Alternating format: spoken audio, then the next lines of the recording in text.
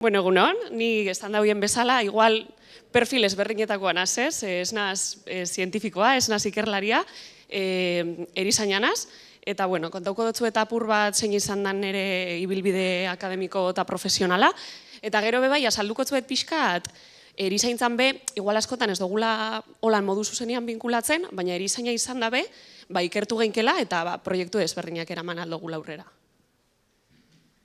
Bueno, hori, nibe nahiko gaztetxua naz, 27 urte daukot, eta bueno, egixe esan, suerte asko eukidot, beti esaten dut, ze nik uste dut, ez dutela gogoratzen, ez gura izetia, erizaina izetia.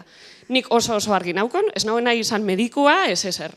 Nik gure nauen, hasiera batetik erizaina izen, orduan, hori, zentrau nintzen horretan, eta bueno, eta lortu nauen sartzia bakarreran, gure nauen unibertsitatean, kasu honetan Gazte izen. Karrera bukatu gauenian, inauen esperto bat, deitzen dala urtebeteko kursilotxoa bezala, urgentzia eta emergentzietan, eta hau itxiakin batera konturatu nintzen, jatela ez zebe gustatzen, urgentzia eta emergentzia eta momentu kritiko horrek, ez? Eta bueno, ikusten duzuen bezala, nik bukatu nauen esperto hau 2008an, eta 2008an, etorri izan gure gana bebai, pandemia zoragarri bat, orduan, erabaki nauen momentu horretan, ikastia guztia eta zentratzia geixau lanian. Hori, indot lana alde batetik, hemen beko marran ikusten duzuen bezala, alde batetik indot lana asistentzialian, bereziki ospitxalian, unitate desberdinetan, eta oindala pare bat urte, monsustien aukera beba, izeteko irakasle unibertsitatean. Nik ikasi nauen unibertsitate berdinean. Eta orduan izan zen pixkat, hasi jatenian pizten investigatzeko edo ikertzeko zen hori, ez? Nik esan dut zuetena, nik gure nauen izan erizaina pertsonak zaindu eta eurekin ospitalian egon. Sekula ez nauen imaginauko nire burua ikerketa talde baten, proiektu baten eta ikertzen. Baina, bueno, behin unibertsitatera fanda, hasi jaten pizten pixkat zen hori, ez?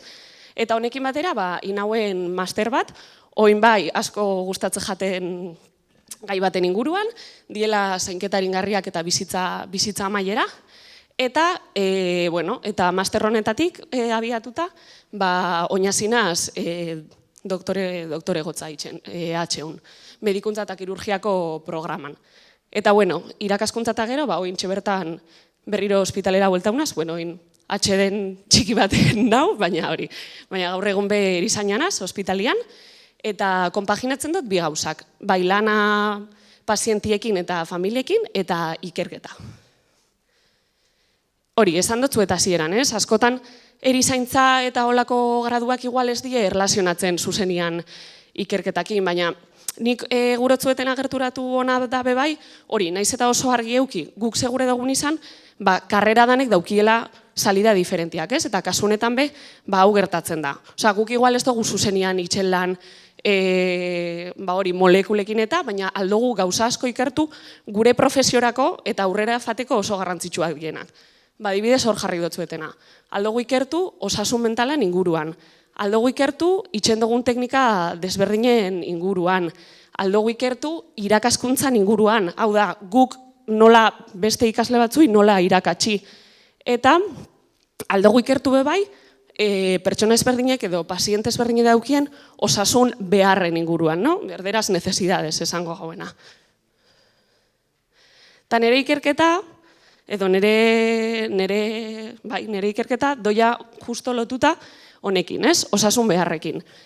Ni masterra itxenen bilela eta praktikan, ospitalian nanean konturatu nintzen, minbizia daukien pazientiei eta holako pazientiei euren bizitza amaieran emute jakiela arreta oso ona, beti presente gauzela, baina konturatu nintzen dauzela paziente batzuk edo pertsona mota bat, batzutan astu itxen jakula eta ez ditugula zaintzen edo familiago ez dauela perzibiruten zainketa hau bihardan bezala emute jakiela. Eta kasunetan die dementzia daukien pertsonak. Orduan, nire ikerketan helburua da, dementzia daukien pertsonak euren familien beharrak aztertzia, eta bintzat saiatzia jakiten eurak ze behar dauien, eta guk ze aldogunin euren bizitza amaiera aliketa hoberena izeteko.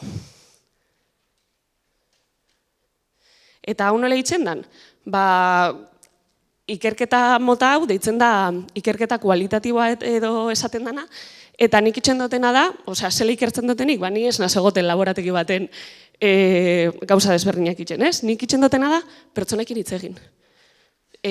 Pertsonekin hitz egin, galdetu, ze behar daukien, ze esperientzia, zela ikusten dauen euren etorkizuna, eta gero, hori, elkarrizketa guzti horrek irakurtzen dugu, eta saiatzen gara, pixkat, generalizatzen edo, esaten ze behar dauen, bai, familia hauek eta pertsona hauek, euren bizitza amaieran. Eta honen esango zue, hori, azkenean jentia mikroskopiuekin eta ni de txarla jentiakin, ze lortzen dugu honekin. Azkenean lortzen duguna da, eurak entzutia eta jakitia guk ze aldugun hobetu. Guk erizain bezala, kolektibo bezala, ze aldugu hobetu, ze behar dauie, ze esaten duzkue. Orduan horri be, balioa emutia oso garrantzitsua pentsatzen jat. Eta listo, eta nik be, beste danek esan dutzuen moduan, gurotzuetena esan da, naiz eta igual momentu hau oso gogorra izan, bereziki jentiak argi ez daukolako segure dauenin, gero edozein bide hartu aldo zuela. Osa, nik hasiera baten petzetan hauen, egongo nintzela bizitza guztia ospitalian, eta gero ez da hola izan, bai? Orduan, naiz eta zuek erabaki bat hartu oin, hau asko aldatu alda, eta 1000 bide dauzela. Eskerrik asko.